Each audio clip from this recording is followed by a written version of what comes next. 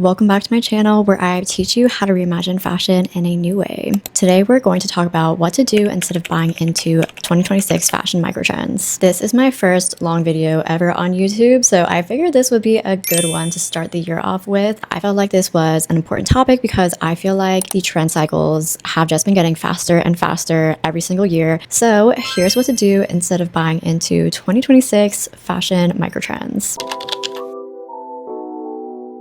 My first tip is understanding your color analysis, especially when it comes to finding your style or refining your style. I think understanding your color analysis and season is so important. It's definitely changed the way I buy clothes forever, and it makes me make purchases in a smarter way. And I really do end up wearing the clothing pieces that fit within my color analysis season much more. I feel like this also just prevents you from buying clothes that you think look really good on the hanger, but when you actually try it on in real life, you're like, oh my gosh, this actually is not that flattering on me. Also, understanding your color analysis doesn't just go for clothes, it also goes for makeup. So if you understand the right colors that make your face really pop, then you also will waste less makeup. So definitely understanding your color analysis is a game changer for 2026. My second tip is if you buy accessories this year, buy them in versatile colors. I feel like influencers have woven this idea that you need something in every color, and you really do not. One thing that I learned growing up, especially when I was experimenting with clothes, is I'll buy something really cute and like a bright, vibrant color, but then I actually will never wear it because I don't have other colors in my wardrobe that match that piece. I feel like to get the most wear out of your clothes, it's really important that all your pieces, if you can help it, are versatile and can go with many different outfits. Now, I really just try to buy pieces and accessories that are any sort of neutral color, or if you do really like wearing bright colors and you have a lot of one type of color in your wardrobe, it's okay to buy more pieces of that color because you'll wear it with a lot of outfits. The key is that you just want to maximize your closet and be able to wear one thing with as many outfits as possible. My third tip is to try new hairstyles. You literally have endless options, and plus your hair will always grow back, and it's just really fun to also just explore how different hairstyles also fit into your personal style. For the longest time, I didn't change my hairstyle.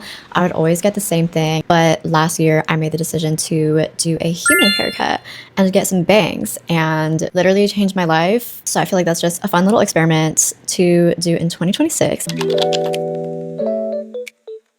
I already talked about buying pieces that go with multiple outfits in your closet. My fourth tip goes a little bit deeper into that. When you buy new clothes this year, invest in layering pieces. If you're wondering what a layering piece looks like, I would say vests definitely are a layering piece. They just can go really nicely over like a button up or a sweater or something that's just poofy and make it look cinched. It can even go over a skirt and make it a dress. Corsets. You guys know that I love corsets. I just have found so many ways to wear corsets. It just really transforms your outfit. It's a statement piece, and if you can find a really good sturdy corset, then you can wear it for years. I just also get so many compliments from wearing corsets, so if you want to level up your closet, corsets are definitely the way to go. They also are just such an easy way to turn skirts into dresses. Another layering piece that I love are turtleneck sweaters. I would say it's more important to find like a turtleneck that's more fitted and the fabric is not so thick, just because if it's really thick, then it's hard to add things on top of the turtleneck. But yeah, I love turtlenecks because they just add a really sweet detail, especially when you're wearing like a sweater, jumper, whatever. If you're trying to make an outfit like more modest, or if it's cold outside and you just want to wear more layers, you can really wear turtlenecks under anything. Like I've also worn them under vests. You can also wear them under button-ups. They're just such an amazing versatile piece, or you can even just wear it by itself. Lastly, button-up vests are an amazing layering piece. It's also fun to get them in different colors, but again, make sure that you're still getting like lots of wear out of it. I just have one white button-up and it honestly is perfect. Like I don't really need anything more than that. I also know that a few of you have been asking me for layering videos, so I'll have to do a whole other video that's just focused on layering. My fifth tip is around swimwear and bikinis. Before I started investing in my bikinis, I used to buy new bikinis every year to kind of follow all the swimwear trends, but I would always buy like bad quality bikinis. Don't cancel me, guys, but I actually bought some swimwear from Shein and it was like fine for the year, and I can technically still wear them now, but I can just tell they're not good quality. They either stretch out over time or get discolored over time or get sand in it. I just found that cheap bikinis like that, I would eventually have to throw away and I wouldn't be able to wear it for very long. And it also just doesn't fit very flattering. And so something I want you guys to try this year is if you buy new swimwear, invest in expensive bikinis. And I know not everyone has the means to buy an expensive bikini. You can even check Depop, check Poshmark for some of your favorite bikini brands. I have like 7 bikinis in total. A lot of them I bought within like the 5 to 6 year mark ago, but I kid you not, I wear them literally every year and they are still in such good condition. So I haven't really had to buy a new bikini in like a really long time. So if you think about it, one bikini that's like $100, if it's gonna last you like 6+ years, that actually might save you money in the long run if compared to if you bought a bunch of shitty bikinis every year. Some of my favorite brands to buy my bikinis from, first is Frankie's Bikinis. Frankie's, I have found, just fits so well. And I have like a small chest, so I feel like I always get nervous that bikinis are just not going to be flattering on me. But Frankie's Bikinis, I feel like they're great for all sizes. I also really like to buy triangle bikinis because you can tie the bikinis in multiple ways. So you buy one bikini, but then you actually get like 10 plus different bikinis. I absolutely love them. They're really easy to wash. My other favorite brands, this is probably my most favorite, is Heart of Sun Swim. They have just the most elegant, beautiful designs. They also are really good for small chest girlies. I've seen them have different range of sizes on their website. I'm not sure how big boob friendly they are, if I'm being honest, but check the sizing on their website. I found that their bikinis are really great quality. I love the fabrics, super flattering. Third bikini brand, Divinoci's, I don't know if I'm saying that right, but they just have also very elegant, classy bikini designs. I have one bikini from them that I posted again and again on my Instagram page. I will say their bikinis, I feel like, have more fabric. Like for me, as someone who has like a very small frame and not much titties or booty, then I have to scrunch up the fabric a little bit more. I think it still looks okay. It doesn't look like I'm wearing a diaper or anything, but that's just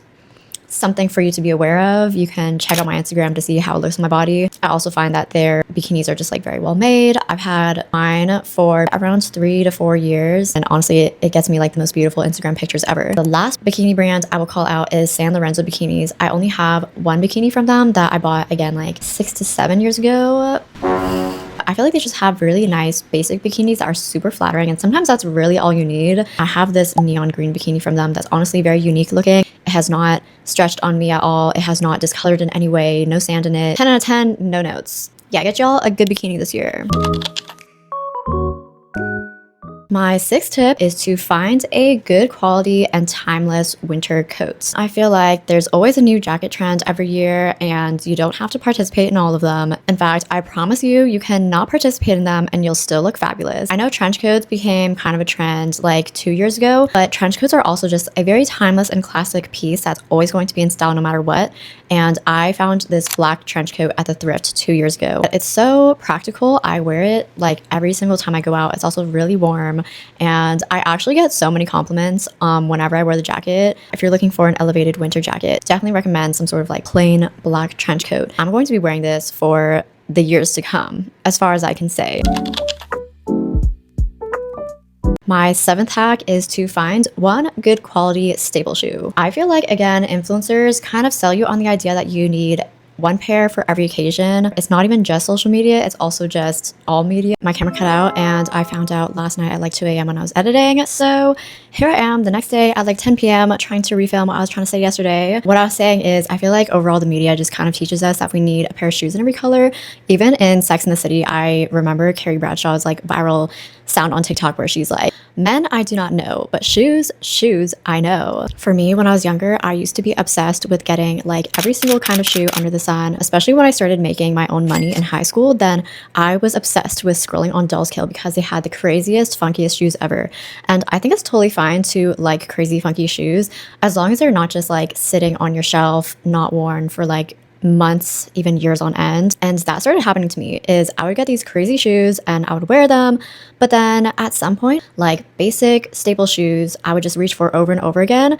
And so I started realizing that I actually don't need shoes of like every color, of every kind.